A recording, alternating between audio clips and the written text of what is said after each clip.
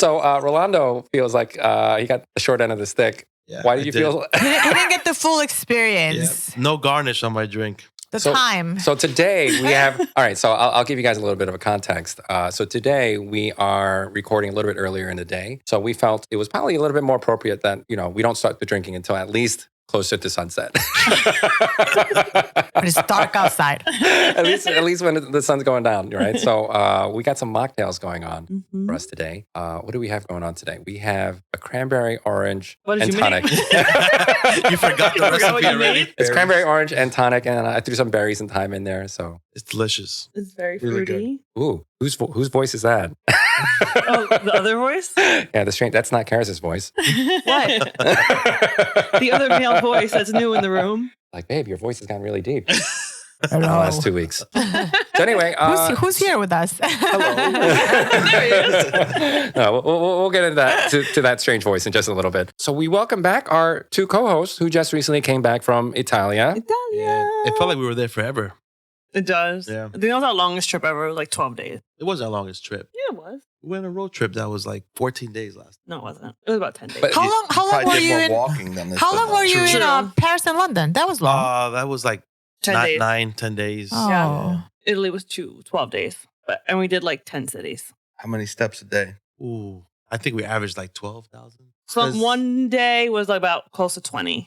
So did you guys get your passports eventually? Oh, gosh. That story. Yes, we All right, did, so we yeah. got to start from the beginning because Okay. like we know what happened, but I don't think our listeners know what happened. Yes. So tell us what happened. So every time we go away on a trip with our passports, Ro tells me to lock them in the safe for whatever reason. Always do it, no problem. This year I was like, I'm gonna leave them in the book bag. And then I was like, no, let me ask him, should I put it in the safe? He said yes. The problem with this hotel was it was not by the front door. It was our bed was here, and then there had like an L-shaped closet next to it, and the safe was in there. It was not hidden. by the front door. So it was kind of hidden. Odd. It was like the placement was pretty odd. Yeah. Safe. But it's in the room anyway, right? Right. Right, but usually when we were checking out and we were doing like our rounds, Passed by it. you could see the safe you by guys the checked front out door. already. We were checking out, and we Yeah, they didn't- left it when they're the checking safe out. was not by Oh, the front no. door, thought so you we guys were like coming we back. forgot to look for it. Also, typically I put my hard drives in the safe, my laptop. This time, the only thing that was in the safe were the passports. So that kind of made it easier for To us forget. to like forget the passports. So we drove 4 hours from Rome to Florence, and when you check in, you have to have your passport Uh-huh. with Right. you, Or change money. or Yeah, whatever you need. You need a passport. yeah. The train usually requires a Uh-huh. passport. So Uh-huh. we went to check in Florence, like passport. Yeah. You're like, oh shit.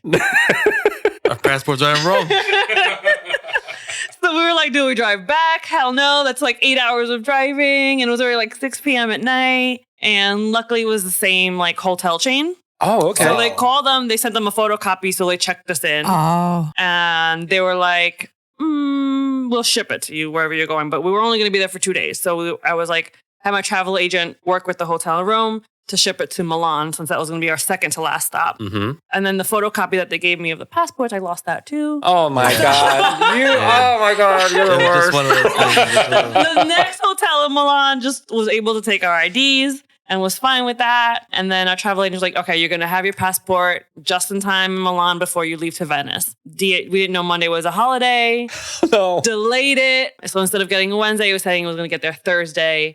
And we would already be in Venice at that point. So we just decided to go to the embassy and To the yeah, consulate take to get- care of it. Yeah. What about the new passport? You guys got a temporary one. yeah, they gave us an emergency passport. So you can fly home with that. Yes. What about your original one? We got them back. We got them back. Yeah. I had to rearrange with the Milan hotel when I went to Milan to ship it to the US. But they're no longer Valid. Yeah. So next time when you leave a hotel, I hope that you are Yeah. focused AF. Oh yeah. Yeah. You see what I did there? I like that. I know it's risky for other reasons, but because of I worry about the hotels, I always keep it on me. Am I crazy? Like No, No, after that, we we typically started do like that. Googling Yeah. it, and people were saying like always carry it on your person in Italy. I always keep it on me. I don't know. I guess it was just a habit to just leave it in a safe, thinking that it was better that way. But clearly, it's Well, not the it smartest depends where thing you to do. go. There's a lot of pickpocketing and robberies in certain parts of the Right. world. So True. you don't want to get your passport stolen. Stolen. Yep. Yeah. True. well. We made it home, and I put a story of us getting our emergency passport. I saw. And we had a wedding that Sunday, so the groom. Hey, was it? told me. But he's like a chill guy. He was just like, oh, I'm so happy because he saw it was new passports, and he was like, oh, and I was like, don't worry, we'll make it home. Yep. He was like, I sweated a little bit, but I figured you'd get here no problem, so it worked out. And then was it the flight back where you had the lady in front of you with her legs? Her up? legs in the That's right. I saw that. That was crazy. And the flight attendants would just walk back and forth and not say anything. Was it a little girl? No, it was a grown woman. Grown women, just the like person in front didn't. they didn't realize it. Oh, they didn't know. If it would have been me, the I would person have in front of her dad would like come from whatever aisle he was sitting at to talk to her, and you just see like feet. Like, why didn't you say anything to her? This woman has her legs behind your daughter. He gave her a nasty look, but she didn't care. Like, she's oblivious to what was going on. It was great. Like experience. Manners, my gosh. Put Talking your feet about down. like If raised by animals. If I would have been me and somebody I would have kicked it. I would have slapped their feet off the headrest. Like, oh my gosh. But yeah, that was our travel experience. And I can't believe flight attendants didn't say anything. They kept walking back and forth, like they didn't care. They didn't want to be in the next viral video. No. Right. Getting beat up. Yep. Seriously. Yeah. This was not Spirit Airlines. But otherwise, Italy was great. Food was great. Yeah, it was awesome. You guys got your pool bodies ready? No. we thought we were, but I came back and I weighed the same. Yeah. Which Well, was a huge I accomplishment. lost weight while I was That's a failure. Yeah. That's a fail. Yeah, you lose Yeah. weight out there. So much walking. We ate well, Yeah. and we ate. And I ate everything all in sight. day. Yeah. You just don't stop. Yeah. And then to use the bathroom, it's easier to just stop at a restaurant for like a quick snack. Yeah. Yep. You know, An espresso. Yeah. So we would do that constantly Right, to yep. the bathroom. Yep. So you're eating all day. Yeah. Drinking. Instead of having to go get a coin and Yeah. Yeah. Public restroom. You Yep. rather pay the €3-4 to Yeah. get a cocktail and go to the bathroom. Yep. and Mhm. come out. Yep.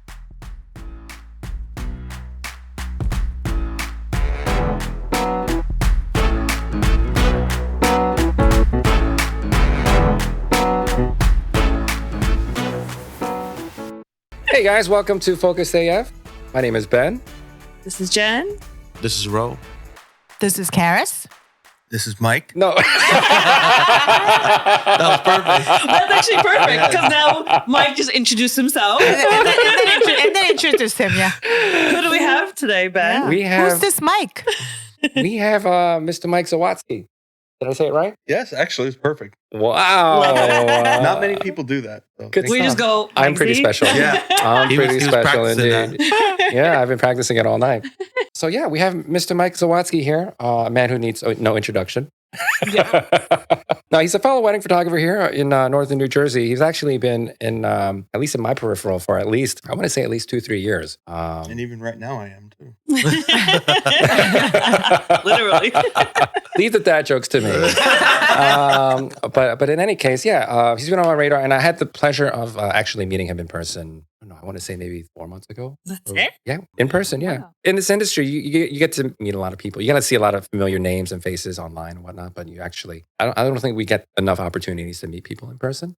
So that's kind of like why I enjoy doing these podcasts and stuff. Get to finally meet these people in person. Yeah. It's a very different experience. So where did For you guys sure. meet? You went a month there. Oh, okay. Right, you guys had like a lunch or something? Yeah. Just, nice. just had a ramen. I didn't realize it was the first time you Yeah, guys met. I'm surprised that you guys took that long to meet. I had always seen his comments Yeah. in groups, and his comments really stood out from a lot of the other traditional kind of Facebook comments you see. And I'm like, this guy really gets it. I agree with everything he's saying about philosophy of business or how to treat people, customer service. Mhm. So it was when he reached out and wanted to grab lunch, I was like, hell yeah, because I've been seeing someone I actually agree with or in alignment with so many things. It's nice in this industry to That's true. find someone like that. And Yeah.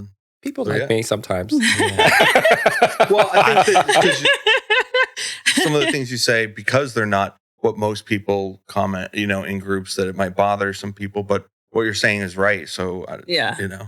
Everyone's Who always cares? blaming someone else Right. instead of themselves. Right. Yeah. So Ben's, I know what Mike is saying. Like Ben's comments are like more of like, let's look at what's going on. Let's try to solve the problem. Right. Self-reflection. on Right. What you're doing, yeah. This career that we're in, it's very lonely for a lot of us. Some of us don't have the pleasure of working with our spouses, or we don't have a team or anything like that. We're just solopreneurs That's true. out there, and the only interactions we have with others are online. Yeah. So like, there's no coffee room to discuss and vent. The coffee room is Facebook groups. yeah, exactly. That's the water cooler. You know what I mean? And then sometimes it's not necessarily that we're self-absorbed. It's just that we're not exposed to a lot of other stuff or other people's thoughts and stuff like that. Because what's the conversation? What's the amount of conversation that we can get out there when we're out there in the field with video people, floors, whatever? Yeah. That 15 minutes while we're stuffing our faces for our vendor meal? If we're stuffing Or if you keep talking, you might miss something. Yeah. Right. Exactly. So that's not the right time and place to do that. And, it's I think there's a huge value in just meeting people in the industry, and I agree. yeah, for sure. I can't even remember when we met. I've known Mike. Yeah, how do No, you we've known guys? for a while, but Yeah. I can't remember the first time we met. I remember like, maybe definitely at a meetup. at a meetup. Unique photo as well. oh yeah. Yeah. Maybe a meetup at someone's Might portrait have- studio and near like I think on it the was shore somewhere. No. the Red Bank meetup a long time ago. Like a BT Oh, meetup? there was a contest and Right. It was a I was print one of the comp. judges for the Yep. And I think Oh, that was a long time ago. Yeah, Unique Photo printed all the prints out. Oh, Yeah. that was the first time we met in person, but we've talked online prior to that. That was a long time ago. that was Yeah, one. It was like yeah. it's really when we started first hanging out with It like must have Moses been like and 8 stuff. years ago. Yeah, Holy crap. that was Wow. when they brought like the George Coronius brought was it a sheep?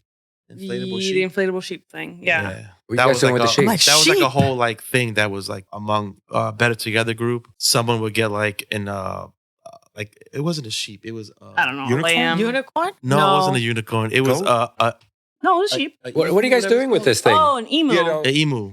What were you guys llama? doing with it? Llama? I wasn't doing anything. Oh. Yeah, so they would give it. I So don't know. it was I don't more know. like an honorary thing. Like if someone did something good that year or something like that, they would They'd just take pass it? it on. Yeah, they would like. Oh, it's like a little it trophy. was like a Right. joke thing. I don't know. Not really Like- clear what it was. Yeah, it was To be just honest. weird. It's like Sisterhood of the Traveling Pants kind of thing. So at that meetup, they gave 2 away. I think I don't Right. know. Yeah, I think Interesting. Hassan Huh. was Hassan the guy. I don't know how you Yeah. remember so specifically. Yeah. Even He like, remembers everything. like even It's remotely so except for his creepy. passports. Yeah, he remembers everything. Every last little that detail. was a long time ago. And then we hung out a lot at WPPI last yeah, that was year. a lot of fun. Yeah, that was your first one, right? Well, first No. one as a photographer. I had been many years in the past when I worked as Exhibitor. Yeah, for Unique Photo. So that was still about that long ago too, though. Yeah. So this was first time I had been there in 6 or 7 years, and first time just as a photographer. So How long have you been shooting Yeah. weddings? 2009 is when I first did my very first ones for either friends or as a second photographer for some of like the bigger factory type studios. So you started when you were like 9? I was 22. 22, Oh yeah. my gosh. And then were you working at Unique at the same time? Yeah. So tell us what started, how you got into it. I go how far back? Far back you want. Yeah. Well, I originally wanted to be a journalist, so I went to Syracuse University, really great school for that, but didn't really work out. And I came back here, went to Montclair State, thought I wanted to web design, graphic design. I started using Photoshop when I was like 9 years old, but making that, if you want to talk about being 9, I started with a bootleg copy of like Photoshop 5. My You'll friend. download it on LimeWire. Yeah, right. So my friend, or actually when I was really young, when I was 9, I think it was Paint Shop Pro or something. But then MS Paint? when I remember that. when I was in middle school, I got to do that bootleg Photoshops, and I would just that was even before I was in photography. I always liked playing with images and digital manipulation and making silly things, Yeah. and I still like doing that. But so. I took photography in college because I thought it was a photography class. Like, remember at college parties with the little like cool pics or like point and shoot cameras The power shots. Yep. for parties. I thought it was just going to be that, and then I'd kind of BS my way through it, to be honest. And it would be because you had to take a certain amount of electives within the art program. And no, it turned out it was a film photography class. And I looked at the like class list and everything and what the supplies I had to buy, and it's just Very intense. he has a fortune too. It's more expensive than books. I almost didn't do Oh it, my God. but my dad and a couple other people were like, no, you should try it. I think you'd like it. And I'm glad I did. And I really awesome. did enjoy it. And then I never thought I wanted to get into weddings, though. I always enjoyed what I thought was more conceptual work or fine art or other things, or even portraits that weren't, wedding portraits. And more on that later because I'm kind of going back to that with a new business I'm starting. But I tried it because I needed money, right? I had to pay my student loans. I needed to have a job after I was graduating, and I graduated in 2010, so I needed to do something. So I gave it a shot, and actually really it was awkward for me at first because I have anxiety and ADHD and some other sensory issues. So it was actually, combine all those things, really hard for me to get started. It was hard for me to talk to people at weddings like I do now very easily. It was so it was more there for the photography. So I was a great second photographer for those first several years of my career, but it took me years to come out of my shell. It took me years to realize, hey, I actually really love this. But eventually I did. But for the first few years when I was just getting started, it was mostly just a thought that I'm doing this to pay my student loans and we'll see where I go next. But I think I started to like that it was making me come up with good coping mechanisms and techniques and things to be able to be more social or feel more comfortable in those situations. And it's not easy. Yeah. So So it was so funny. In some of these studios that I worked for, I guess from their perspective, I can understand it. Even after years of experience and seeming like, not to sound arrogant or anything, but I was really out photographing the leads on a lot of these jobs who were guys that were kind of older and set in their ways and more traditional. But they didn't trust me to put me on as a lead because of the personality and communication and awkwardness factor. And that always made me mad because frustrated because I wanted to make more money and I knew that I could do it. So that was kind of a big hurdle for me to come over to. And it's why I kind of didn't have confidence in myself at that time, because if these studios weren't putting me on the jobs, can I really do it myself? Even if I wasn't verbalizing that in my head, I guess subconsciously that might have been going on. But eventually, friends, family, other people who knew me through Unique Photo or other places would ask me to do weddings, and I kind of started to do some on my own. Yeah, when I left Unique Photo, it was about 2016, I think the end of 2016. I moved down to Florida, and I started working down there with my ex, Tara, who's a wonderful photographer and a good friend of mine now, and we worked under her name down there, though, because she had been doing photographing weddings there for about 10 years. Oh, that was really my question, because I know the transition can't be easy. So I was wondering how it was going from location to location. Yeah, so going down there, it just made sense to do it under her name. And, she's like, I never had a second photographer as good as you. We can really grow this. And things didn't work out, in our relationship, but I wanted to see if I could make it down there. So I didn't want to. I actually did call Unique Photo. I met when she first broke up, and they said, "Oh, I don't know what to do. Can I have my job back?" And they're like, "Oh, we'll try and find something for you." But then I changed my mind and said, "You know what? I want to see if I can make it here." I mean, I left New Jersey for a reason. It wasn't just for chasing a relationship. So I just wanted to see, and I really did start. I had very little money at the time, less than $1,000 actually, and I did advertise on the Knot. I spent some of my last money on it, and mixed results at the time. And obviously, I have a very strong opinion about. I think we all do. That company now. Conversation for later. I was photographing weddings for like $600-700 at little beach resorts or at VFW halls, shuffleboard clubs. Like, and one of the shuffleboard clubs down in St. Pete is actually quite a nice historic venue, but. In general, it was, I found a lot of humility in that, and I was literally starting from scratch after having done this for almost 10 years. Now I started, like I said, 2009, this was 2018. So 9 years, and I was feeling like I was starting over. And was this the first time you're doing it under your own name, your own brand? Without another job. Yeah. Mm-hmm.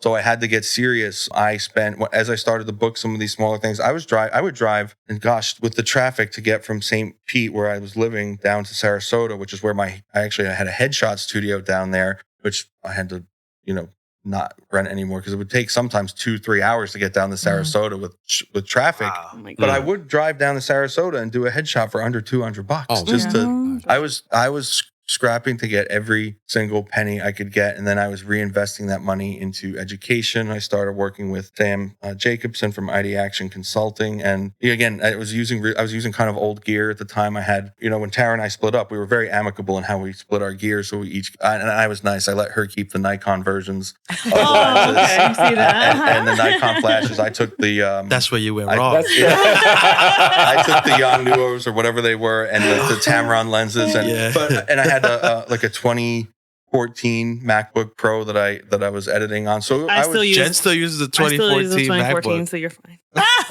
well, yeah, that's my point. I'm using a 2012 Mac Pro. Like, I'm still using it. So, and it was like on a little folding table in a bedroom was way smaller than this room, and I just made it happen. And I reinvested in education before gear and learned how to get better at selling, learn how to get better at answering emails, learn how to work on my website. And I started booking more jobs up here actually because of having my network and family and friends up here. And that's the work I was, and I did a few nice weddings in Florida. Actually, Tiffany and I's first wedding together was one, and this is a crazy story because what person would take this risk? But our first time working together was, we'd become very good friends for about 5 months at that point. And her first time working with me, though, was getting in my car up in Jersey, driving down to Florida, and doing 2 weddings together. Oh my! Down in Tampa. She drove all the way down. Wouldn't it be cheaper to fly? At the time, maybe not, because this was before COVID, and it's 2 people. Yeah, and all of our gear too, and light stands. That's true. And because of friends down there, we had a place to stay, and it was just again at the time I didn't have the kind of success and financial freedom that I have now. So it really was. It's like, all right, let's just do what you have to do. Wherever the wind blew, that's where you went. Yep. And you have no really choice. The start of our, team, me and her together, and she's been played such a big role in my success and has been just such a great worker. And so that's kind of how it all started. And I was glad to do those. I think I've done maybe 2 or 3 weddings down there since every now and then, but I moved back up here right before COVID, and hell of a timing to kind of do both things at the same time. But I really found success during that time when a lot of people were struggling. And I don't say that again to brag or anything, but it was a very interesting time when people were freaking out, and I took it as a time to take as many loans as I could. I went all in. Yeah. With I remember that advertising, with transition everything. Being Facebook friends with you and seeing you go to Florida, and then you were kind of like quiet for a bit. So you knew there was something going on. And then all of a sudden, Mike was back in Jersey. But like full force, like unstoppable. Like you just saw this massive blow up of success. And you're like, I think the transition story is really incredible, and how you turned things around during a time where everyone was just like falling off. Right. Yeah. Mm-hmm. I told you this in Vegas. It was like you just flick the switch on. Yeah. And just like you just see him everywhere. Mm-hmm. Like He was everywhere. Like His name kept coming up blogging, everywhere. like Instagram and like Facebook. He's always working, shooting. He was hustling. Well, that's the thing, is that I'll look at my old work, and of course we all laugh. Like I found recently when I was backing up some old hard drives, like a 20 best of weddings 2012, and I looked through it, and of course I feel like I was falling over for half the photos in it because they're all like crooked and stuff, and because I was, the Dutch angles and things. But even looking at that work back then, it's kind of nice too, because I see some of the roots of what I'm doing now and what I still saw, in style and approach and everything. And I guess for me, there were some other things in my personal life that were holding me back from reaching my potential. But I've always felt like I was almost as good of a photographer as I am now. Your growth over time is more incremental and not as dramatic. But it was nice for me because I still have it a little bit, and I'm trying to not think about it as much, but I still have the chip on my shoulder a bit from when I worked at Unique Photo and was in Better Together. And a lot of people thought I was just a guy that worked at a camera store and I wasn't serious because I had a full-time job. And I've always felt like I kind of had something to prove too. So that's always been a motivator. And like I said, I obviously have nothing to prove, and I'm happy with what I've done. And actually what other people think of me is none of my business. So I have a different perspective on all of it now, but that is a lot of what fueled me at first. Yeah, for sure. We keep mentioning Unique Photo. They're going to have to start paying us. Yeah. Men don't like mentioning brands unless he's getting paid. No, I'm kidding. No, we love Unique. Yeah, I buy everything from them. Probably will. I want to credit Mike for connecting me with Unique, because before I would buy my stuff from other bigger stores, name brands that and I haven't looked back since. Like if I can get it at Unique, I'm going to get it at Unique. Yeah, sometimes it's tough. It's a very specialty thing or something, but generally, and I have to to give them credit for even over the past year really improving their staff and polishing up and staying modern because it's a tough industry to be in. Like, I don't know. I agree. You know, if I saw there's a new camera, like Cardinal's opening a store down in Howell, I think. Like, that's a crazy thing to be opening a camera store in a way. So, and Unique just opened in Philly. So maybe photography is coming back in that sense. And that's good for all of us, obviously. But yeah, that kind of motivation was what got me started. And I just took it. And now it's really feels good to be able to show people like, hey, I can do it. So, and you haven't stopped, which is incredible. I never want to get comfortable. Yeah. I mean, the whole story is very inspirational. You know, it's very motivational. It's like, you know, I started from nothing, and now, again, it's not to brag or anything, but like, listen, I can do it. If I could do it, then you can do it too, right? That's it. Yeah. Yeah. But I guess my question to you is, you know, for a lot of the listeners out there who are starting from the bottom, right? What kind of advice would you give to them?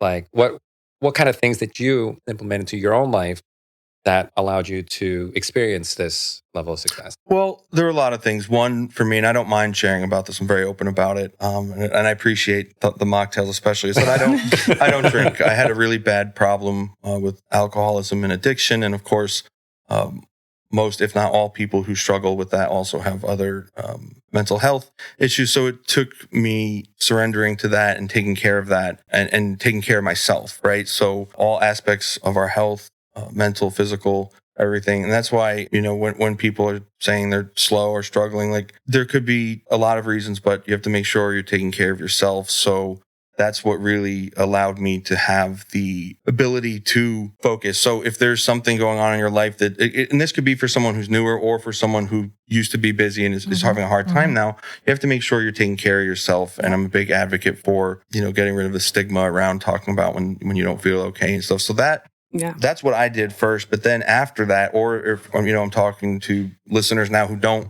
have that kind of issue, and it could be something else or just being new and not knowing, is to really dial in on the business aspect of things in a way that is beyond what you necessarily might need right now. That means starting smart with bank accounts and tracking when you're getting your leads, you know. All the boring stuff nobody wants to talk about. Right. Right. So exactly, because we all get into this because we like this, right? Yeah. But my advice is that it's harder to catch up on that stuff. And it's probably preventing you from doing more if you don't put some of the foundations, like having good workflows and file management and CRM. And it's backup processes, all that stuff. I've only really gotten that stuff as I was catching up constantly over the past few years because I didn't do that the right way when I first started. So to do that is great. And then to really learn how to sell. I you know, it sounds cringy, but and you know, it doesn't have to be that way though. But you are, yes, you're an artist, but if you aren't able to sell, you won't be a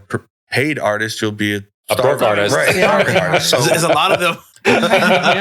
it could be a dirty word, but learn how to sell, learn sales, learn when the right time to turn something over to somebody else is. And that's meaning copywriting, editing.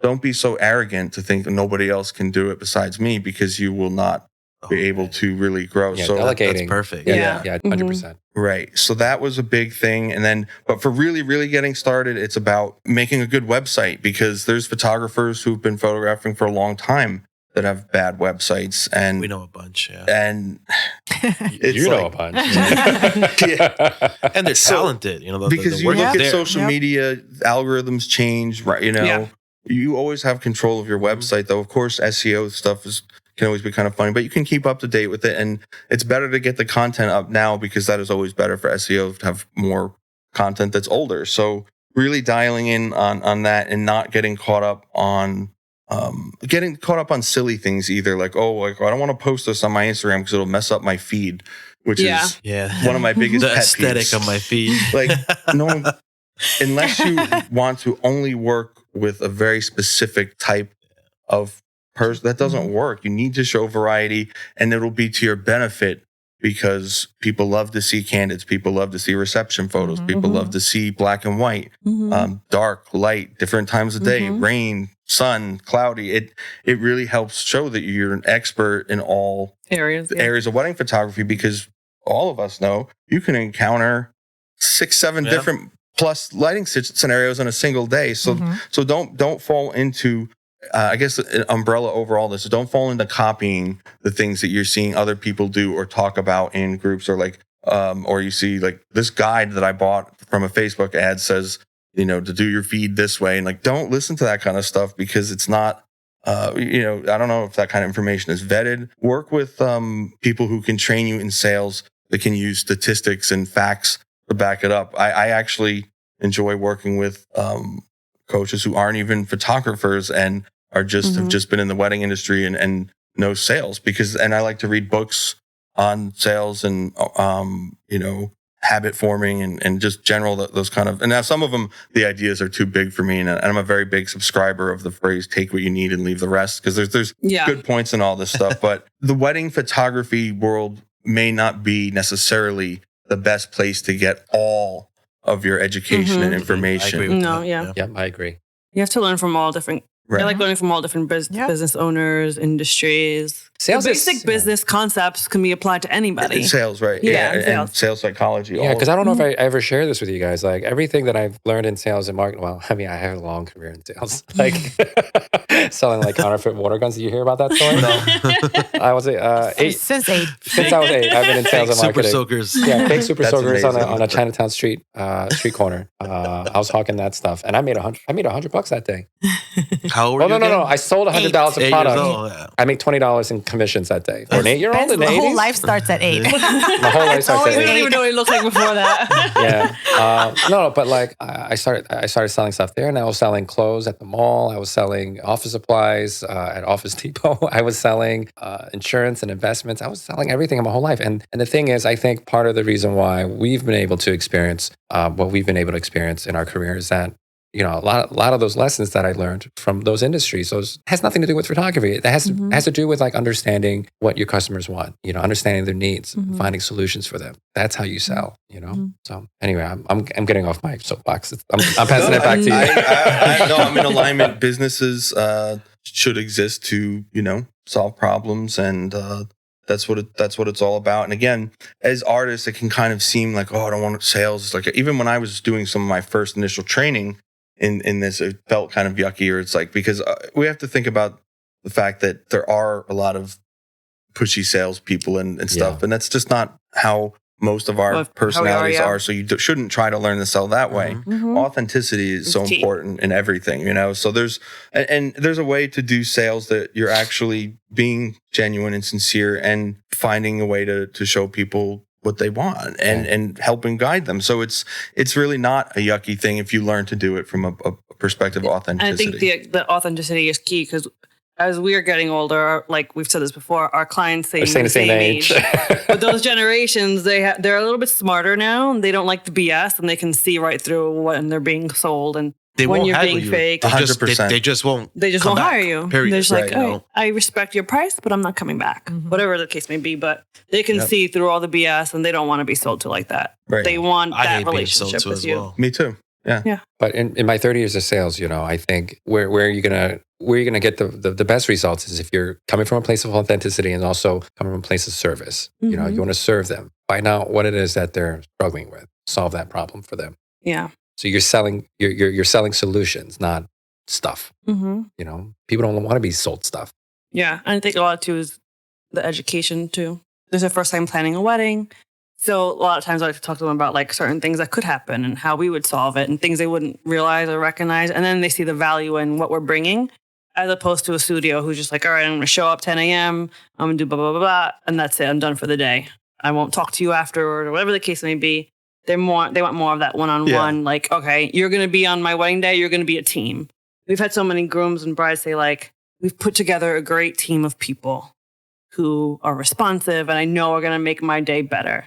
As opposed to like, I hired XYZ studio and they're coming to shoot my wedding and then that's it. So one of the questions or topics related to this that you had sent me that I thought would be really interesting to bring up now is about growing a team like that. And what are some of the issues they've run into? And in 2022, last year, we had 91, low 90s weddings. And then the year before was in the mid 70s. In 21, out of those 70 something, I was the lead on 67 of them. That was brutal in itself. But then the next year I did. Even Ben Lau says that's too much. And I shoot a lot. So I turned over a bunch of that to Tiffany for the next year. And I did 40 something last year and she did 30. But which was great. But the problem was that we had taken on some jobs that really we shouldn't have because I had gotten a little bit too, and I'll admit it, I got greedy, wanted to fill up the calendar and like, look how good we're doing. I want to show how big we're growing. And that was also the year after of like famine. So everyone was like, just taking everything booked up. I think that there were hydrate to the face. Lost the whole year. You had to make up for it. And I don't want to be too hard on us, because I think there were probably some couples too that jumped the gun in booking maybe not the right photographer because they were afraid to loot the hot potato, right? So, and again, we didn't have any like full-blown disasters or one-star reviews or anything, but there was definitely misalignment in personalities. And this year, we've booked a little bit less in the high 60s again, and she's doing a few less. For next year, I am really focusing on trying to book more for my team, but making sure that the personality is still in alignment, because that's so important. There's no amount of money, I promise. And I actually, tangentially, I turned down a booking for what would have been my highest personal photography booking for on a consult this year. But there's really no amount of money that is worth the grief and the headache. And the headache. And I feel bad for the people too, because I want them to be happy. It's not so much I'm even offended, like, oh, they didn't, because sometimes people are unreasonable, but it's whatever. But at the end of the day, I feel some sadness too, because I would want people to be happy with their photos at the end of at the core of all of it. So that's one of the biggest things, is making sure if you are interested in growing a team that you don't. And I admit, my eyes got off of what was right in front of me. That's okay. All right. Sneaking out. Mike Fixture. All right. I preach this. Today we're not talking about associate teams. That's the next episode. Yeah. But I definitely wanted to learn from Mike about. Yeah. No, it was on the list of like. Yeah, it was on the list. Like how you transition from being just solo to an associate. Yeah, let's hear it. So talk about bad timing of things. This was good timing of things, because 2019, before COVID, we had gotten into the 30s and weddings, and I had maybe one or two associate jobs where I had Tiffany and Gerardo. Who's that guy? Yeah, just some guy.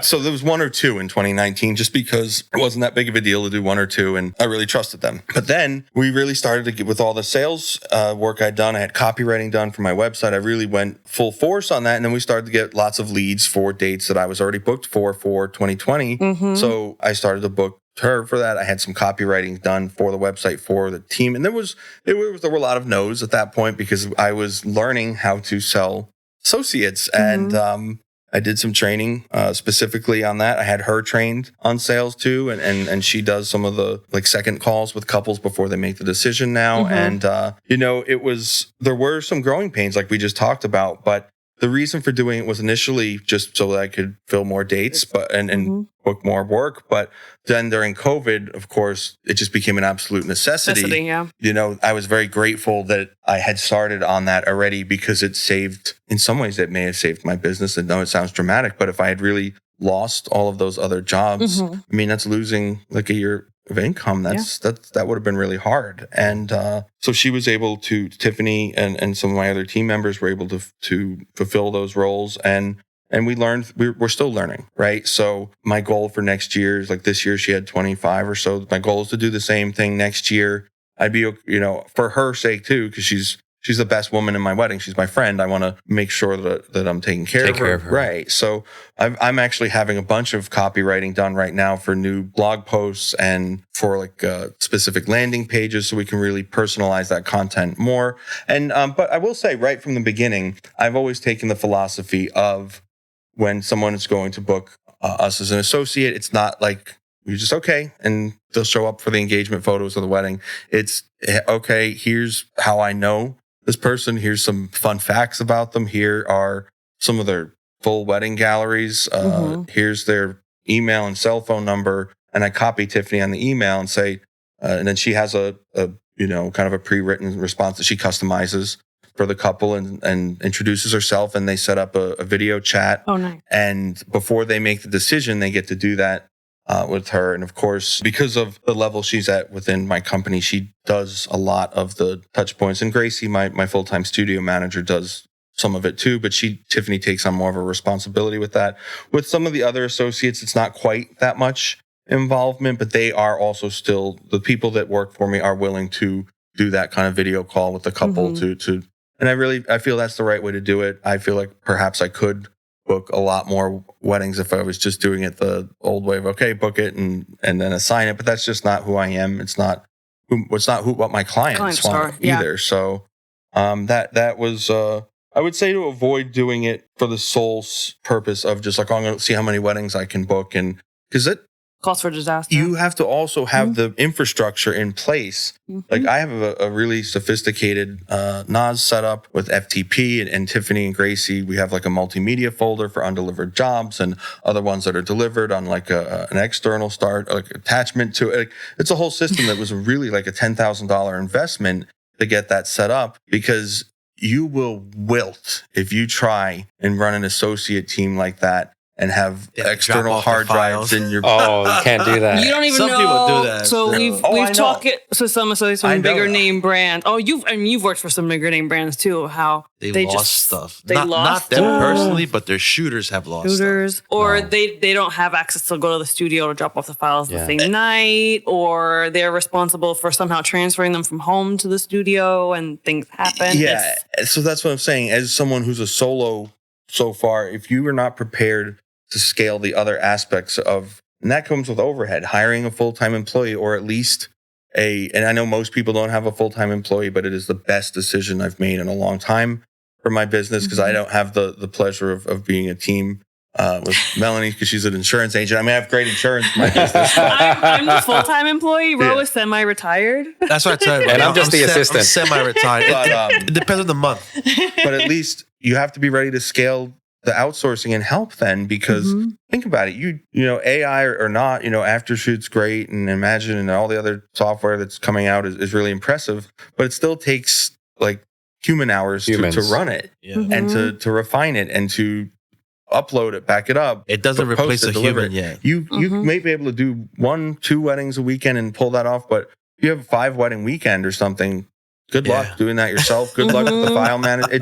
It's a lot. There is a lot of responsibility that comes with it, and it is not something to take lightly. So I love that. Yeah, I really would say if you are considering doing it, get ready to scale, get ready to invest. It's not just free extra money, and do it slowly too. Like I kind of had to jump into it from just a few to like 15 or 10, whatever it was in the year after COVID for her, but just start slow and make sure that, you know, you'll be able to book your associates at a higher rate that way too, because you'll be working with people who are in alignment and you'll be providing, like Ben says, when you're selling from a perspective of authenticity and service, you're showing that you're providing value, the value in the service that your brand represents, and it's not just like, hey, they're available. Here you go. Person, he shows up. They just bust out like a mugshots, like right. Just pick who you want, right?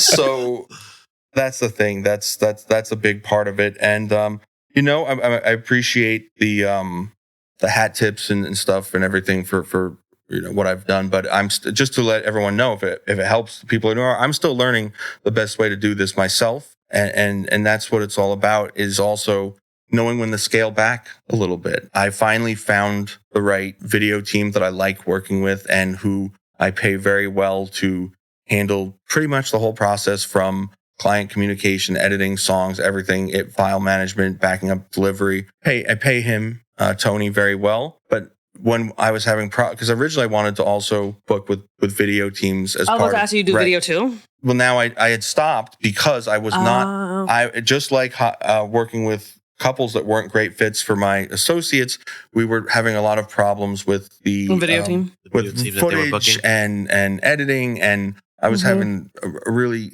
hard time, I'll admit it, emotionally dealing with something that, you know, if Aftershoot or an external editing company screws up your edit, you can, if you had to, you could get in there and do it, fix it. But for video, I know very little about that world. Yeah. I don't have the time to edit video. So it was something that was causing me grief and pain in my business that I wasn't able to put my hands on and fix. So I said, that's it. We're cutting all aspects out. If people ask, we're just referring them. And then I met Tony and we did some work together and we came up with a good agreement. And now I feel comfortable offering it again. So that's the thing too, is you need to know when to cut things out. We were talking about delegating before, but cutting and deleting is also an important thing. If something's not working and it's causing you that much headache, and it's really, again, no amount of money is worth things that delay you and cause you to be off. You got to Marie Kondo that shit. Yeah. It doesn't bring you joy, cut it out. Cut it out. Yes. So, and you know what? The people who I That's told a that pandemic, to in the interim, like, hey, I was pretty honest on calls with couples who asked about video. I said, they were like, oh, we saw you did our another person's, or you used to, and I was like, you know what? Right now, we're not offering it because and I said, like, basically what I told you about not finding the right team and not being able to fix it myself because I'm not in the video, and people appreciated the honesty on that. And now, and now, you know, now that I have Tony to kind of handle all aspects of that, I feel comfortable doing it.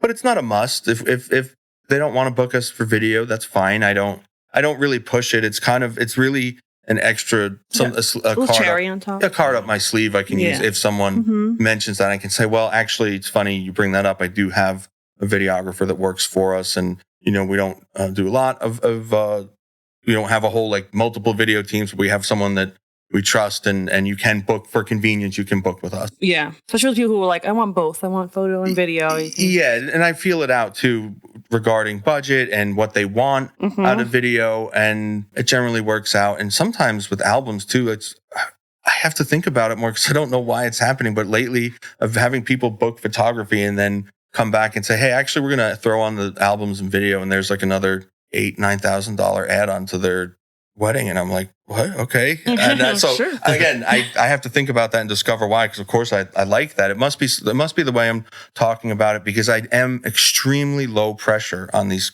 calls that I do with couples. And I do tell them, and I mean it. And I would always run my business this way. If you're not sure about those extra things now, don't worry about it. If you know, obviously, please don't tell me you want a videographer the night before your wedding. But it's not going to happen. But you can think about it. If Tony's not available, then I'll just tell you, and that's that. And we'll, you know, but there's no pressure. It's not like it's going to be, oh, well, if you don't book it now, you got to pay like $5,000 more for the albums or things like that. So it's just, I think that actually has engendered a lot of environment for people to be like, actually, you know what? We do want this. Or after the wedding. I've been this year. Think about it after. I just got the ambassadorship with Fineo because the albums are going flying now, and people are coming back from last year and saying, oh, you know, when we last spoke, or it's because of one of the gallery delivery emails. I think I mentioned, if you're ever interested in album, we'd love to design one for you. So we've had people from last year come back and order albums. It's become a big part of our business now. Did you change anything in your marketing to reflect like albums? Yeah, I mean, that's been a big thing. I will admit, one of my creative outlets for my business is duplicating landing pages, going in there, just verbal vomiting into copywriting and new ideas. I have copywriting written for that content creation add-on that I'm working on. I have tons of those kind of pages written out. It's how my ADHD and everything. It's how it's how things get started. Some ideas die off, other ones get paused, like video, and then other ones, like albums, I've really put the pedal to the metal. We have a great workflow for albums. Gracie is a wonderful storyteller with album design. I know that you've won some awards for that too. So I think you'd appreciate the work that she's doing. And that is just is going to be doing while we're having this podcast. She's going to be doing a consult with the client and explaining the process for picking out their favorites and showing them some sample layouts. And yes, so anytime I've made a decision to do something, I have backed it up with content and landing pages, copywriting, blog posts. And that's the passive way of doing it. Like you mentioned, like not in the call, like you have to have this. Yeah, you're showing them. You're showing them, but not like in an aggressive way where you're like, oh, you have to have this. If they're constantly seeing that an album is important, they're gonna want it out. I work with a lot of people who are creative, other photographers, musicians, visual artists, and some of them are very content to design their own products, and that's fine. Others like myself, like when Esteban's photographing my wedding, he's like, "Oh, I'll just give you the files. I'm assuming you can make." I said, "Nope, I want to pay. don't pay full price. I want you to design it. Because I don't want to be designing photos of myself." So even in those instances, some people come back to us. But to your point, if someone says that on a call, if I ask about albums and they say, "Oh, we might in the future make our own," why would I try and pressure and push that? If someone says they're not sure, they're thinking about it, or they like their parents' album, I'll talk about the benefits of it. But the booking is never going to hinge on demanding that they get a product or really some people will probably tell you, "You're making a big mistake. Not buying an album." I mean, I love albums and I think they're great, but I like having my calendar full more. And if someone, I mean, because it is a big investment. You have to realize that the level of albums I'm selling too are expensive. So it's not like just like a $500 add-on. This is a big add-on for people to make a decision about. So I think that one of the paradoxes of sales is like when you don't create resistance, sometimes it allows, again, and like I said before, it makes an environment where people feel comfortable to explore those things and not, so that it's just an interesting thing. Sometimes the more you let go, the more you get back in that regard. So I think it's interesting to be able to play with things like that as a business owner. Like when we get home later, or I think I'm going to change my startup price on my website to see if that increases my inquiries, because you can complain in a Facebook group about being slow, or you can do things. Yeah. And I think obviously a lot of complainers. Changing your start price, changing the length of your contact form. Constantly changing everything, yeah. I've always been a short contact form. Same. Because I just want the velocity. I want the leads. Putting too many questions on it will stop some people from filling it out, especially people who are one-handing things. Same thing with sending people PDFs. PDFs are awful. That's part of the thing I'll be talking about at the I've talked to summit, people about the contact form stuff, and the people that have really personalized their contact form, and I get it. They use it as like a filter as well to qualifying. To weed out the clients that they don't want. I get that, but you can also do that during a consultation as well. Yeah. You can also do it with a starting price. You can do it with copywriting. Your copywriting, and that's where a lot of photographers make the mistake of just having, I go to mikezawadzki.com back in 2015 or 16, and just a big scroll of images, no copywriting. You need to have copywriting, so you can qualify your leads by having really good services page, about page, and making sure the copy aligns with what kind of client you want, and not just like, I picked up a camera at 4 years old and I love photography so much. Well, your about section, hire me. Your about section, I think, doesn't even need to be about you. My about section is about what it's like to work with me.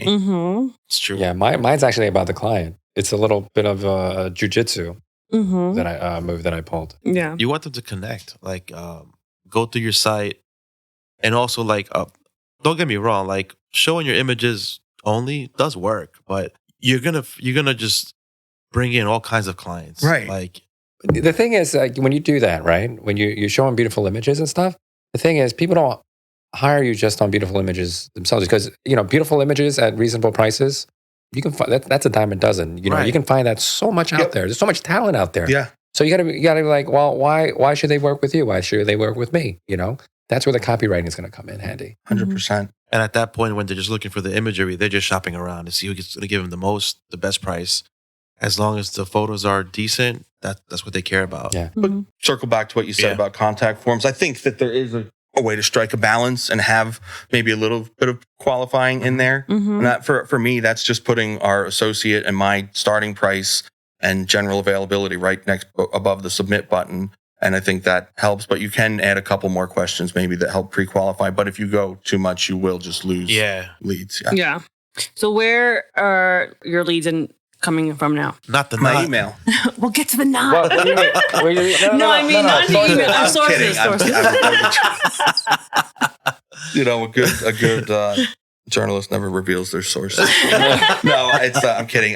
It's funny. We get a variety. Some are referral from other photographers, from other vendors, from other past clients, family, others Google search. We get a lot of organic search for specific venues, like Art Factory and Corona and, a few other places, or even engagement session locations like Van Vleck. Yeah. We rank really well for some people. Instagram is still very big for us when we are very, very, we can talk more another time or later, whatever, about pay to play like lists and directories and preferred lists and stuff. We don't pay to be listed anywhere, but we are very friendly with a lot of the venues that we work at and always share images. We're very open about that. And I mean, one of my favorite venues, the Park Loft, just did a it's a new venue. Brand new, right? mhm. They just did a collaborative post they invited me on. So that how great is like, so there's a lot of benefit to using social media in a way that is actually social and not just trying to be popular and get likes and stuff. Of course, you want good, you want people to see your content. So there is merit to that. But it's really for me about the genuine interactions and relationships that I've formed with some of the venues and some of the people that work at the venues or other florists or makeup. It's about that. And yeah, a lot of our work comes from visibility on Instagram, not from, our posts do pretty well, but it can be tough. It's always so hard to tell. Like sometimes to get 300 likes, sometimes you get like 60. Yeah, It's like, and you never know what the deciding factor is. You're like, why did this get so much? Well, it's a picture of you. If it's us, then that you'll always get more as of well. that. But like work-wise, I can never tell why. That's my point, is you can hack the algorithm by getting content shared and interactions that are more powerful in that sense. So a lot of work comes from there. We still get some leads from the Knot, but I would say it's for people who have found us elsewhere and then looked us up and are using their stupid messenger. Same But thing. Do you pay? Do you pay to be on those services? Yeah, tell us the backstory. Because I remember when you did a talk, was it last year? It was after shoot. After shoot, yeah. Studio. Yeah. And you were telling us how Knot was working great for you. And we were still on it at the time too. And we were like, totally agree with you. And then we left. And then we found out you left. Yeah. And I was like, I wonder what happened with Mike. I think it may have been a little longer ago than that. I can remember you were talking about it. Also, concept of time is mush. So Yeah, this was like a year and a half ago, probably. Yeah. Oh, yeah, I think that's possible. I mean, I was paying. I was paying to be listed up until the end of last year. I had been a subscriber to their directory. And you were paying a lot, right? I remember you were paying a good amount of money. Over the years, varying amounts. At the highest, I was paying almost $3,000 a month for it. The problem was he's anti-subscription. Right. I was making the money to pay for it and then some. But that is what caused, Ben, a lot of the misalignment with my associates.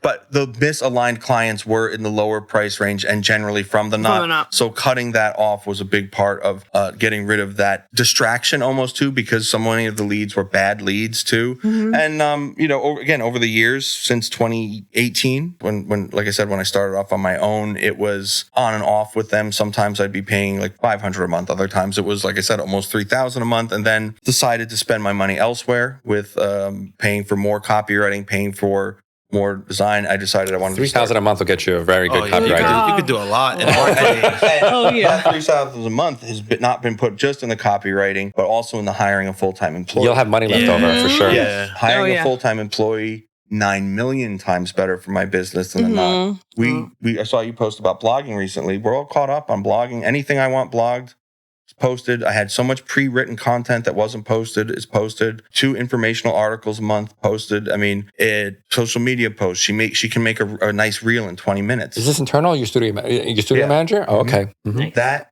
is such more powerful use of that money than being on a glorified review site. That's not. That's all I use it for. I use it for reviews. That's it. Yeah. That's why I call it that. Yeah. It worked for us over the years, but we weren't using it to book like a lot of volume off of it. We were booking anywhere between like 4 to 9 weddings a year. They were good quality leads. Felt like once we started raising our prices, that's when we were booking less. Same. Yeah. And not to insult anyone who's a bride or couple from the Knot, because I've had some wonderful couples from it, and it just wasn't talking about alignment and values, core values. I also started to, I mean, they've been a shady company for a long time. We've all known that. Worst kept secret in this business. And we're also giving our money. Yes, and there will not be sponsors of this podcast. But I don't mind. I hate them. I'll say it. Yeah, I don't like them. They're very sleazy. So I started to notice specific things that I have evidence and screen recordings of them hiding negative reviews of like and other. Yes. Wow. Yeah. So they are, you look at the Knot page for however you say it, It's like a 4.3 rating, which is still pretty low for the knot. Like it's hard to get that low on there if you're doing a good job and treating people. You gotta be doing a pretty good job. But still, it's a 4.3, and on Google it's like a 1.9 or something. And the positive reviews on the knot are from like 2015. So they're obviously. I have a very hard time believing that none of those pissed off people from Google didn't also go to the knot and leave a review. They almost all of them probably did, honestly. Yeah. Mm-hmm. So they're something's going on. Yeah, they're not a trustworthy company, and I don't care if they would make me $1 million a year. I won't be in alignment with a company that I think is deceiving, has caused my business to waste money. And it's just not. I'm very much against it. If you're new, you don't need this. It's good for, like Ben said, for collecting reviews, because people do use these platforms for planning their wedding. And like I said earlier, a lot of people who have found us from other places message us through there because that's where they're doing their wedding. And I tolerate it because it's how it's about them. It's how they want to communicate. It's fine. It's not a great messenger system, but it is what it is. And that's where, I kind of draw the line is I'll have an account on there and put our photos up, but I'm never going to pay for it again. Anymore. Yeah. Yeah, that's how we feel about it. And when we left, our rep sent us like this message, like, cause we told her we basically just booked one wedding from the last year. So we're going to cut it off. She sent us a message trying to tell us, no, you booked this amount from us. Oh yeah, they did the same thing to me. Yeah. What happened was, like you mentioned, they were just using the platform to plan their wedding. Yep. So when they go in and mark you as booked, to them on their end, that's them saying like, oh, but they booked you from us. And I was like, no. No, that's not. They just were using the knot. They booked us through Instagram or whatever. They sent me a 55 name list with duplicates on it, by the way. Yeah. And then I sat there with Tiffany, because we're both night owls, and this was a really frustrating thing, and it was a hard decision I was trying to make at the time. I said, you mind looking at this? And we stayed up until 1:30 or 2 in the morning and went through all of our old, because we should have, again, advice to new business owners, track where your leads are coming from. Yes. So we stayed up super late that night into the early morning, looking through all our old emails from 2018, 2019, and figuring out if we could find where the leads came from. And we did. And out of those 55, there were maybe 3 or 4 that were actually from that past year that were from purely the knot. I'm like, wait, this is my college roommate. Wait, there's no way. This girl's been following me on Instagram for like 5 years and is like a fan. Like this is so. And again, there were enough on there where it's like, well, I booked some, but this is, again, not necessarily just proving that the platform is not that great to pay for, but also that they're disingenuous in their tactics. So not a good company. That was 100%. Those numbers are skewed. Yeah, that was my experience too. Like my first 6 months in with the knot. Actually, my first 6 months in the business, like I didn't know what I was supposed to be doing. Remember, I didn't want to get into wedding photography in the first place, right? My understanding is everyone's on this platform. Let me go sign up, right? So I signed up with them because I thought that's what everybody else was supposed to be doing. So I didn't pay that much. Maybe $300 a month. So I'm like, definitely not $3,000 a month. 300, yeah, $300 a month. And you know how much I hate subscriptions, right? So I got one booking out of that entire year, but I'm like thinking to myself, I got like 40 bookings my first year. One of them came from the knot. I was like, I can get this one booking on my own. I don't need the knot to help me get that one booking. So then like towards around the time of my renewal, like the entire year, it was crickets, right? 2 weeks leading up to my renewal. After the leads start popping up? Leads just coming in left and right. Boom, boom, boom, boom, boom, boom. And they were all dead ends, I'm assuming. Yeah, none of them panned out. I don't know. I can't accuse them of saying that they're fake leads or anything like that. There's no way for me to back that up. But, it certainly doesn't look. The one big issue that people had was when they added that feature. Like, let's say they find you on the knot and they want to reach out to you, and right before they send their message, pops up, would you like to reach suggestions of other photographers who aren't paying? So who are you nearby and are similar, but aren't paying? Yeah. After I left them, right? You're grandfathered in. You still have access to the review. So guess what? I don't pay them anymore. I haven't paid them in over 10, 12 years, okay? Well, I only did pay for like a year, right? I got my money back. But still, why would I pay for the milk if I can get the cow for free? I'll say this. When I was moving from Florida back to Jersey, it did, and again, I will just scorch and flamethrow that company as much as you'll allow me to. But I will say one nice thing.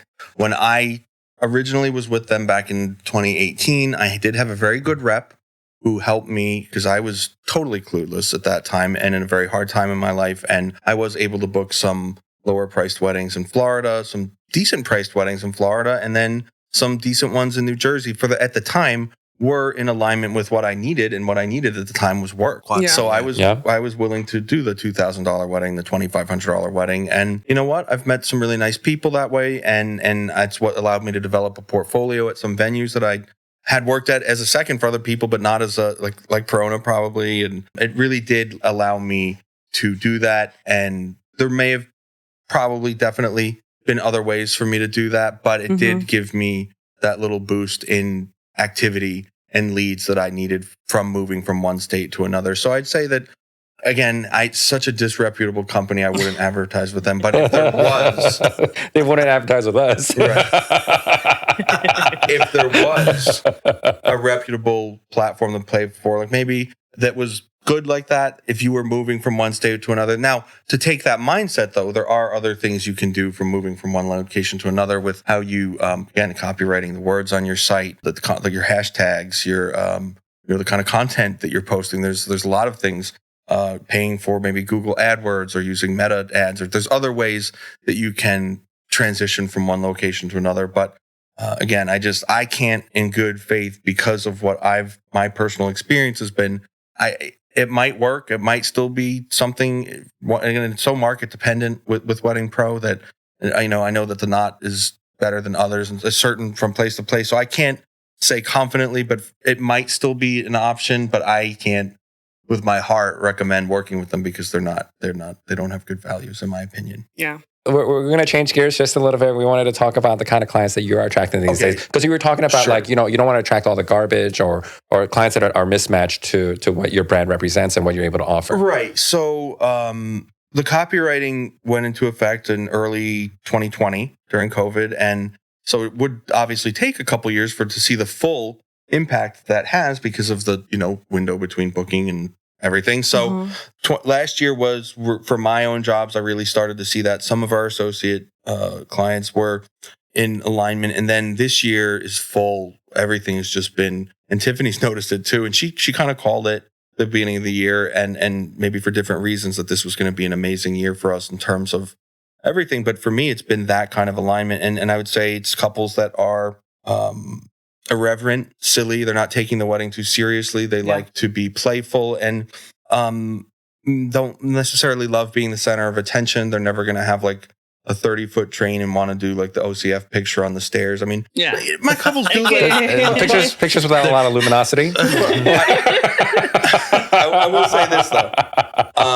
They will, like it's irreverent, fun, silly with the right mix of romantic and dramatic, because they still do like some of the night shots. I've actually found myself doing less of those though, and because my philosophy has changed too, to be more focused on being receptive to what clients like this want. We do the night shots sometime during the engagement session, or even if they had said they wanted it, and if I notice they're finally having a good time, having a good time, and it's like we're leaving in 15 minutes. Just, okay. Yep. If it's not like a must-have, and I would know if it's a must-have because of the work Gracie does to prepare our schedule and everything, then I'll just let it go. It's it's a big part of my philosophy now. I'm more open to experimentation. We're doing more motion blur and tilt shift, and I've noticed you doing some tilt shift. It's good because it feeds your creative soul. It lets you do something. The kind of clients that I'm working with, based on everything I just said, love that kind of work. They're open to it. They'll stand still for the Brenizer, but at the same time, without interrupting. Were you the one who had the Brenizer? Like you had an issue stitching? Images. Was it you? Yeah. I think it was you. They were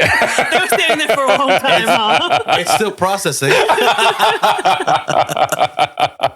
But that was nuts. So backstory: Mike had an issue that he brought into one of our Facebook groups. He's like, "Yo, I got a Brenizer stitched here, and I don't know. I think it's like 500 images or something. And does anyone have a computer that can handle this?" And I have a maxed out Mac Studio too. So I think it was a limit of Adobe's. It started smoking. Photoshop would just close. Oh my but there was another Pano specific software that was handling it, but the controls and even words on the screen were beyond my comprehension. You were doing it from the raw files? Yeah. So okay. So there's from way back years ago, Brian Brenizer used to do JPEG. Export JPEG, smaller size. And that helps. But then again, you have to edit it first and then export and limit those JPEG sizes and then stitch it. Are you on A1s? Yeah. So Those are big too. Man. right. Those So are that huge. that is how it worked, Yeah, and my yeah. friend Garrett helped me do that. And then Holy shit! A1 files. Oh my god. yeah, so 128 A1 files. It's like 1 million holy- megapixels. Holy shit! it's like So 500 gigabytes of a burnizer. yeah, even I just did one this morning just to play with it. I did a 40 image one, and in Photoshop the file was 14.7 gigs. So Oh my God. Yeah. so I closed that, and I'm gonna do it that way. Yeah, Still. yeah. If you're gonna do that many images, definitely do it that way. Yes. Yeah. And I also need to just do it with less images. Yeah. Mhm. Yeah, 140 seems like a lot. Oh no, 40. No, but the one before, the one that's giving you issues right now. Oh no, The that big one it worked. It's good now. Oh. Yeah. It just took a long time to What do you figure shoot out how to it with? do Like it. with 85 or something? I just 85. Okay. I could probably have done it in like 20, to be honest. Yeah. I'd probably You overlapped a did little it too much. Extremely wide. Like Yeah. I really like the Cano yeah, ones. Yeah. That's my personal. Funny. So, on a more personal note, okay, so we know a Mike Z wedding client, but what kind of wedding client is Mike Z? Mike is getting married next year. Well, One of our favorite venues, Perona Farm. yes. Tell us a little bit about what kind of wedding client you are and how it's been on the other side of All the we know is coin. that his photographer's a hack. Well, it's all I can afford. We're not going to drop names. He's No, you could drop names. He's a but friend. tell us how it's been wedding planning. Oh, it's been easy actually. You know, there's been a little bit of Melanie was my fiance was like, "Oh, you know, you're taking the bride experience away. You know, it's not fair. You know everything." But then once we started to do a little bit of the actual stuff, she's like, "Okay, I'm glad you know people." And it's been pretty easy. We have our engagement session next week. Next So where is Wednesday. I'm being very extra. We're starting early or sometime in the afternoon. We're going to do about an hour at the Art Factory. Mhm. Then we're going to change outfits and go to Cross Estate Gardens for Nice. sunset. And We should all just show up. yeah. Yeah, we're going to crash it. Day and time. Just call it a help. shootout. You know, he might need a second shooter for the engagement session. So maybe He knows somebody local. He has someone who's local who helps him out. He uses Jerry. He uses Veronica. I think he Uh-huh. uses too. Yeah. I mean, a lot But- of people know Esteban. That's fun. But yeah. So we're I actually don't love being photographed like that. So it's gonna be. I mean, when people give me instructions for posing, I can do it because I am familiar with that. But it's not my favorite thing. I Mhm. like more of the ones where we're being silly or walking or moving. If that's the 'cause- case, when you see him next week, tell him that you have a special request and you want the wheelbarrow. Yeah. Please ask him for the wheelbarrow, okay? And then let's see if he's going to pull it off. Also, if he comes in his car, just look for Rose Adidas water bottle in the trunk. Oh, does he still have your water bottle? Oh, okay. His car was at my house for a week, and I Oh had my his God. keys. You could have come over. and gotten Every it. time he this goes look for point- his water bottle before a wedding, he looks at me. He's like, "Where's my water bottle?" I'm like, "You know exactly where it's at. It's in Esteban's car." I try to buy the same one, and they don't make them like matte black like that anymore.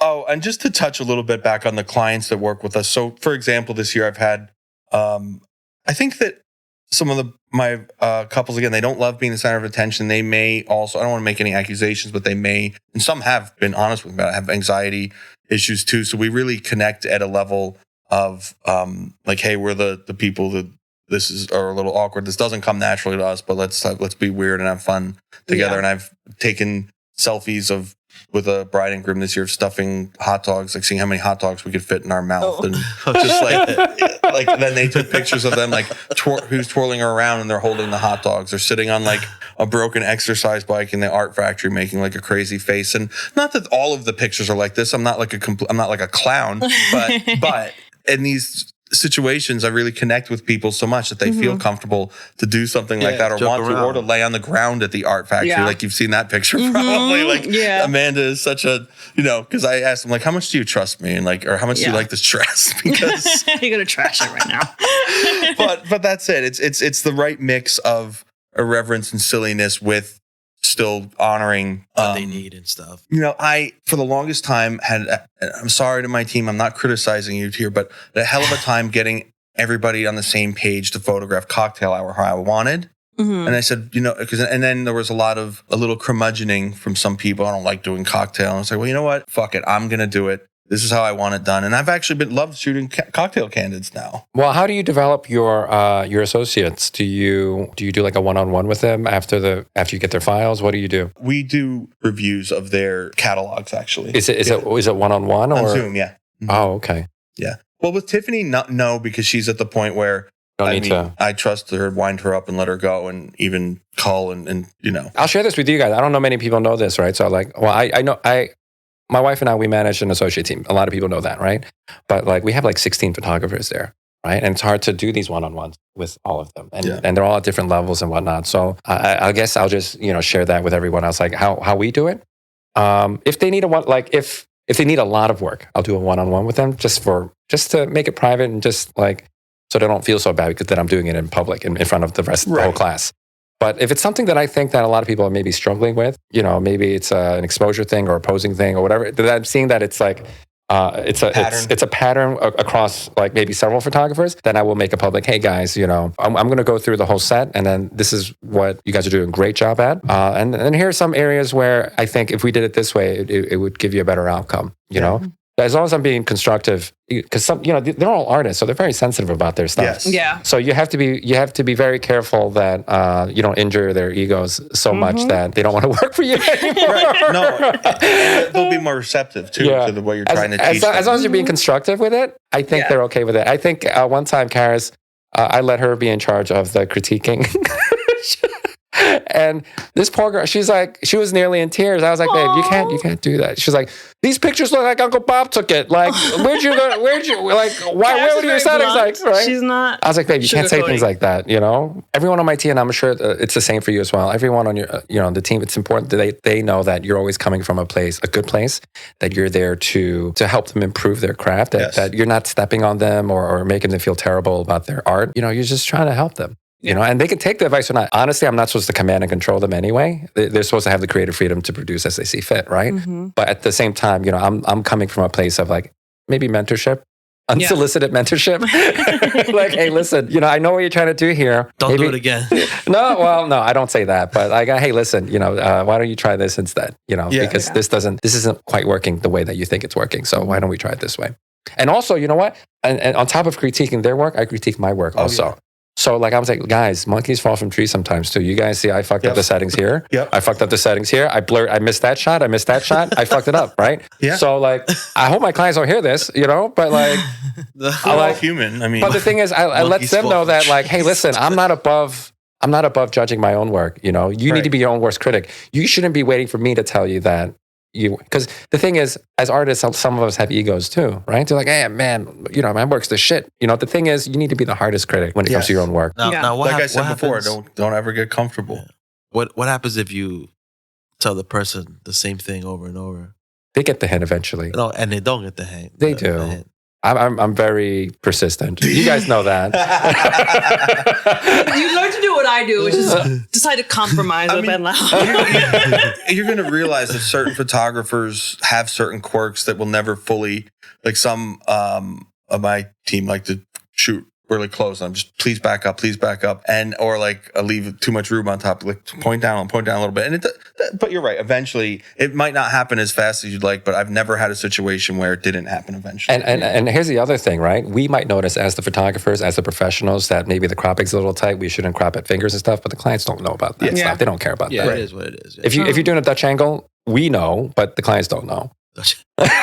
Actually, from that circus wedding in Corona, one of my favorite photos was an accidental Dutch angle because I was talking to the couple about something and then I tripped and was falling and they started laughing sitting on that little trailer thing behind the barn. Yeah. And they started cracking up and I took a picture of it, but it's completely it was an accidental Dutch angle. I left it though. I don't care because they're laughing. No, I couldn't. It's so extreme. Yeah, it's funny. It's also funny for them because they know that they were laughing at me falling, tripping at that moment. Yeah. So to wrap up, let us know what's next for Mike Z. I'm starting a new business called Spruce Street Stories. It's going to be a narrative portrait business where I actually just had my first consult and first booking. Nice. That is for someone who wants to do a lifestyle session in their home with their newborn and have maybe the grandparents come over and really wants my approach with, I approach those kind of sessions almost like a prep with some detail things, lots of candids, storytelling. The first part of the session is actually just me sitting with a notebook and asking them questions and writing notes. I include those notes as part of their deliverables, and about 5 to 10 minute video, a screen recording of me editing some of their photos and talking about the notes and why I'm making certain decisions and either how I photographed or how I'm editing. So it's really for people. I watched this, Sam recommended that I watch this show on Netflix called Song Exploder.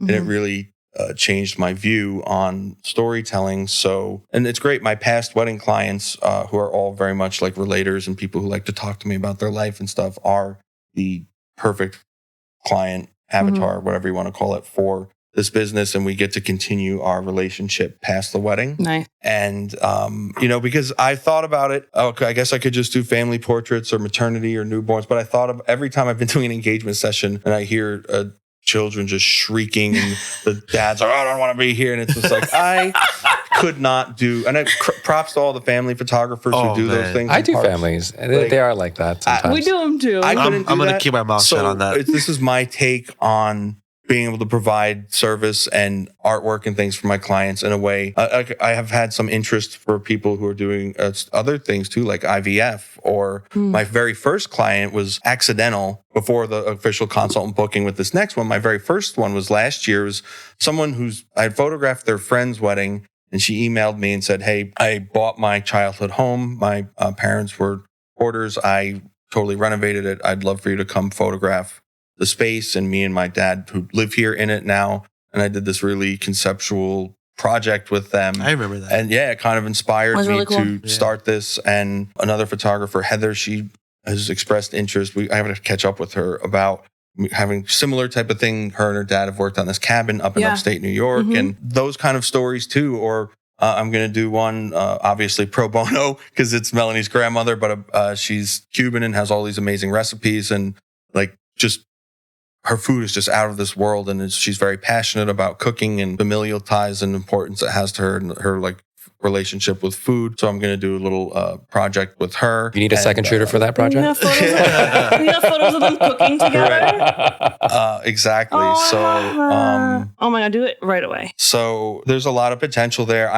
The hardest part for me has been finding the time to dedicate to that, but hiring Gracie to be the, studio manager for me has allowed me to do it. And that's what's next. Is I'm really about to put the pedal down on that and take off on that. Sounds That's exciting. There's all sorts of other things I'm doing with the wedding stuff, but I need a little bit of a break from it sometimes too, though, because I've always found that and I don't know if anybody else here has experienced this, when I get into a rut where it's like November and I'm just doing the same poses, I feel like, and I'm probably being way harder on myself than I should be. We all experience that. Yeah. When I go photograph something else for fun that's not a wedding, then I can come back and feel like I'm refreshed. Yeah, it's like a reset. Right. It does help. Yeah, what you just described were a couple of my personal projects during the pandemic. Just photographing a day in a life with family. I'll share that gallery I'd with you love to sometime. see that. Yeah. Yeah, I mean, that was the most fun I had. I showed up when the family got up all the way till to bedtime. That's awesome. Right? And I hung out with. Dude, I loved it. I can't share it publicly because I have like copyrighted music over it. Delete it. I will share it with you guys. Thank you. I would love to see that. But yes, it's super important. That's one of the lessons that I got from my my Ferraristi workshop. We hired him to book our stuff. He's like, listen, Ben, if you ever feel like you're in a creative rut, do more personal work. Yep. Because 100%. Because the thing is, when you do personal work, there's no money changing hands. You have the total freedom to create. And actually, we win, right? He's actually like, well, actually, whether they pay you or not, you should always be, hitting for the fences regardless. Yeah. That's what they're paying you for, right? Take those creative risks. Yep. Because like for me, I always had that mental block where I only took creative risks when there wasn't any money on the line. You're not paying me, so I can take whatever risk. Because if it doesn't work out, it doesn't work out, right? Yeah. And on the wedding days, we kind of like restrict ourselves, at least for me, like, oh my God, I got to nail this shot or else I'm going to be screwed, right? And But- now you're doing walking tilt shift shots. Well, I mean, I got my safe shots already, so I'm like, Yeah, of course. Yeah, I mean, that's the way to do it. But I actually totally agree with that philosophy. Uh-huh. Yeah, I like It that. does help. It's something that I've been meaning to go back to. Part of that stuff, the traveling helps. Traveling helps me. I take a lot of photos when I travel, even though I don't really post them. But it does help get that excitement back of photographing. And also, like, I sometimes your couples inspire you too. Like just their connection. Sometimes everything goes right. You have awesome lighting, Mm-hmm. but I need to get back to that. Yeah. Set up some more personal stuff. We typically do. It's just been a while for us. So aside from personal work, you've also been doing a lot of educating, Yeah. workshops, talk. Right. It's just all happening so fast. I kind of can't believe it, but that's been a lot. That's been the past 5 years of my life. So I'm really happy because before, like I said, when I was in college for photography and studying art and stuff, I didn't want to do weddings. Trust me, I'm glad I did, and I really love it now. But I wanted to be a photography teacher. I realized that, even at a young age back then, that the career path for that was extremely tough and expensive and not that rewarding financially after to go and teach in a university. And credit to those who do, because it takes a certain type of person to be okay with that whole process and stuff. But I've always loved teaching.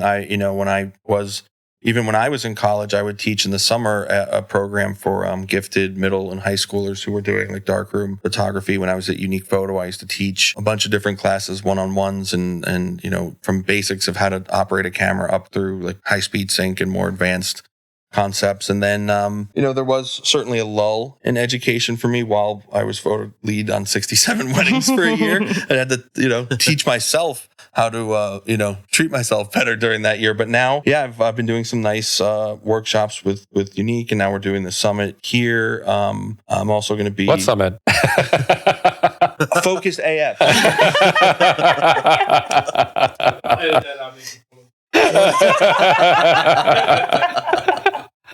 But so I've really enjoyed teaching the most. Actually, is about business and I love other like I will do a mock engagement session or a lighting thing. I don't mind, or flat lays and details. I like, because for me, I get the same kind of Joy and gratification. Yeah, when I see someone like the light goes off in their head and they're like, did they get a concept? That makes me really happy. So I enjoy that. So I don't mind teaching other things, but for business, I feel like just because there's so much off-camera flash and this and that kind of education out there, I feel like in some ways, sure, I have some interesting things to share, but I'm almost adding to noise at that point. But again, I don't mind it, but business is what I feel like I can actually help people with the most right now. Yeah. What will you be sharing with us at the summit? So what I'm going to do is I'm going to take everybody through a 5-point breakdown of what I've done over the past 5 years, and what I've, in terms of here's how my website was in 2017 or 18 versus 2023. Here are the changes I made, average booking price back then versus now. Love it. And then break down through how I used to answer emails, or how I used to generate leads or not generate leads, or how I used to do the sales call itself, or the discovery call, whatever you want to call it, when I was talking to people, how I used to manage my files or split up my time. So there, how I used to manage my time and stuff. So there's a bunch of different comparisons. And I think what will be helpful for attendees is to see that it's not just one magic thing that you do that allows you to be successful and stuff. It's all of these small things adding up to